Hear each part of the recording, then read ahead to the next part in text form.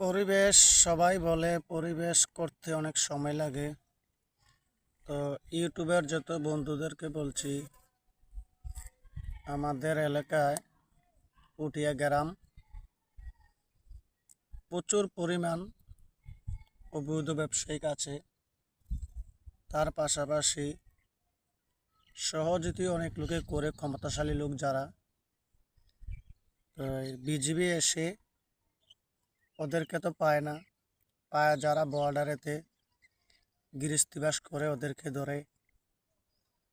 তো ইউটিউবের বন্ধুদেরকে বলছি, বেশি বেশি করে শেয়ার করে দিবেন, আমাদেরকে উপকার করবেন। শেয়ার করে আপনার একজনের দ্বারা 10 জন দেখবে।